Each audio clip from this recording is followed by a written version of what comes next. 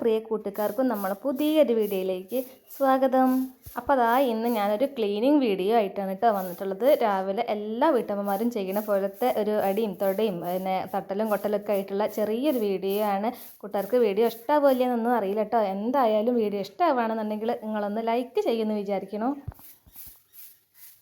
രാവിലത്തെ ചായ കുടിയൊക്കെ കഴിഞ്ഞതിന് ശേഷമാണ് കേട്ടോ ക്ലീനിങ്ങിന് നിൽക്കുന്നത്. എല്ലാം എന്നുണ്ടെങ്കിൽ ശരിയാവില്ല, കുറച്ചൊക്കെ നമ്മളെ തടിയും കൂടി ശ്രദ്ധിച്ചിട്ടില്ലെങ്കിൽ പറ്റൂലേ. അപ്പോൾ അതാ ഞാൻ ഭക്ഷണം കഴിച്ചിട്ട് ഇതാ പിന്നെ മുറ്റടിക്കാനൊക്കെ നല്ല ഇറങ്ങിയിട്ടുണ്ട്. അപ്പോൾ മുറ്റത്ത് പരന്ന് കിടക്കണം കുറച്ച് ചെരുപ്പുകളൊക്കെ ഉണ്ടായിരുന്നു കേട്ടോ.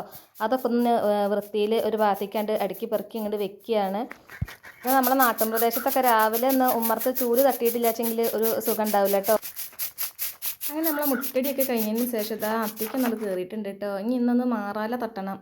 കുറച്ച് ദിവസമായിരുന്നു മാറാല തട്ടിയിട്ട്. അപ്പോൾ കുറച്ച് മാറാലൊക്കെ അവിടെ ഇവിടെയൊക്കെ കിടക്കുന്നുണ്ട്. അപ്പോൾ മൂക്കും വായൊക്കെ ഒന്നുണ്ട് കെട്ടിയിട്ടുണ്ട്. ഞാൻ എപ്പോഴും ക്ലീൻ ചെയ്യുന്ന സമയത്ത് സ്ഥിരം വരുന്ന കമൻറ്റാണ് മുഖം മറിച്ചിട്ട് അല്ലെങ്കിൽ മൂക്ക് ഒക്കെ ഒന്ന് മാസ്ക് ഇട്ടിട്ടോ അല്ലെങ്കിൽ മുഖം കെട്ടിയിട്ട് വേണം മാറാലൊക്കെ തട്ടാനെന്ന് പറയലുണ്ട് കേട്ടോ. എനിക്കത് ശീലമായിട്ടൊന്നല്ല, എന്നാലും നമ്മളെ കമൻറ്റിനെ മാനിച്ചുകൊണ്ട് ഇന്നിതാ മുഖമൊക്കെ നന്നായിട്ട് കെട്ടിയിട്ട് തന്നെയാണ് കേട്ടോ മാറാലൊക്കെ തട്ടണത്.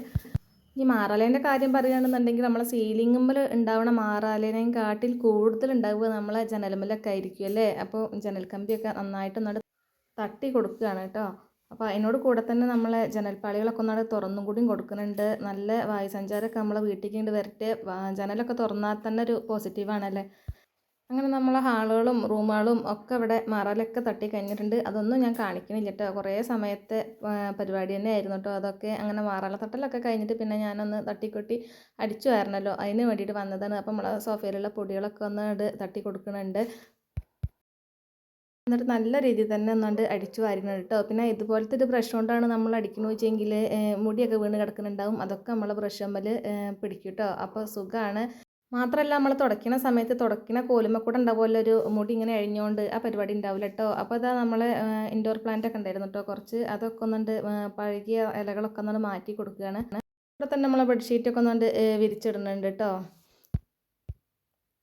പിന്നെ രാവിലെ എണീറ്റ് വരുമ്പോൾ തന്നെ ബെഡ്ഷീറ്റൊക്കെ ഒന്ന് നന്നാക്കിയിട്ട് തന്നെയാണ് വരിക. അതുകൊണ്ട് പിന്നെ വല്ലാതെ വൃത്തികേടായിട്ടൊന്നുമല്ല കേട്ടോ കിടക്കുന്നത്. അപ്പോൾ അതാ ബെഡൊക്കെ ഒന്ന് നന്നാക്കിയിട്ടുണ്ട്. പിന്നെ അവിടെയും കൂടി ഒന്ന് അടിച്ചു വാരിയതിന് ശേഷം പിന്നെ തുടയ്ക്കാനുള്ള പരിപാടിക്ക് തുടങ്ങാം കേട്ടോ. അപ്പോൾ തുടയ്ക്കുന്നതിന് മുമ്പ് നമ്മളെ ജനൽ കമ്പിയുമ്മലൊക്കെ അത്യാവശ്യം പൊടിയൊക്കെ പിടിച്ചിട്ടുണ്ടായിരുന്നു. അപ്പോൾ ഇത് ഞാൻ പറയട്ടെ, നമ്മൾ അവിടുത്തെ വീട്ടിൽ കള്ളിയായിട്ടാണ് കേട്ടോ കമ്പി. ഇത് നീളത്തിലുള്ള കമ്പി ആയതുകൊണ്ട് നമുക്ക് തുടയ്ക്കാനൊക്കെ നല്ല സുഖമാണ് കേട്ടോ. അത് കഴിഞ്ഞതിന് ശേഷം പിന്നെ ഞാനിതാ സിങ്കൊക്കെ ഒന്നാണ്ട് കഴുകി കൊടുക്കുകയാണ്.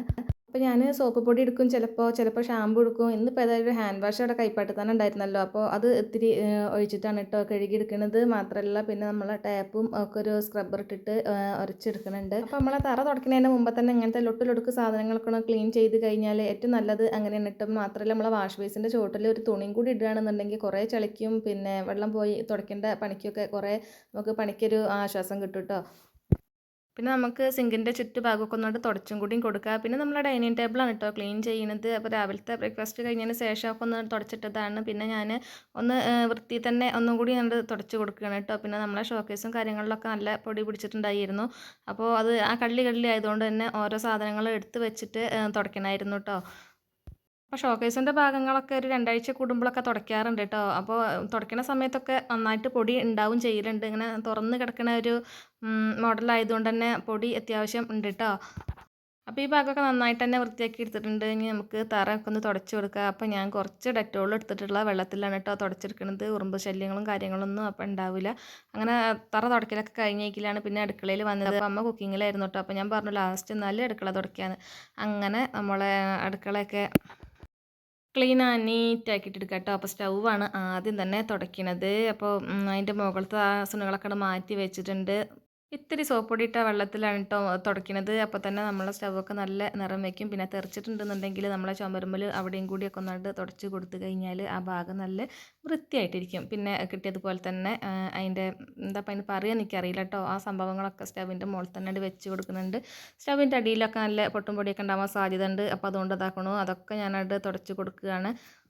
നമ്മളെ ഹാളിലോ റൂമിലോ ഒക്കെ എത്ര പണിയെടുത്താലും അധികം അല്ലാതെയൊന്നും ഉണ്ടാവില്ല. അടുക്കളയിലാവുമ്പോൾ മുട്ടി തിരിഞ്ഞ് നിന്നാണ്ട് നേരം പോണത് അറിയില്ല അല്ലേ. ക്ലീൻ ചെയ്യുന്ന സമയത്ത് പാത്രങ്ങൾ അങ്ങോട്ട് വെച്ചിട്ടും ഇങ്ങോട്ട് വെച്ചിട്ടും പിന്നെ സ്റ്റൗവ് ക്ലീനിങ്, ഫ്രിഡ്ജിൻ്റെ മുകളിൽ അങ്ങനെയൊക്കെ ഇല്ലേ. അപ്പോൾ അതുകൊണ്ട് കുറച്ച് നേരം കൂടുതൽ എനിക്ക് ആവശ്യമുള്ളത് അടുക്കളയിലാണ് കേട്ടോ.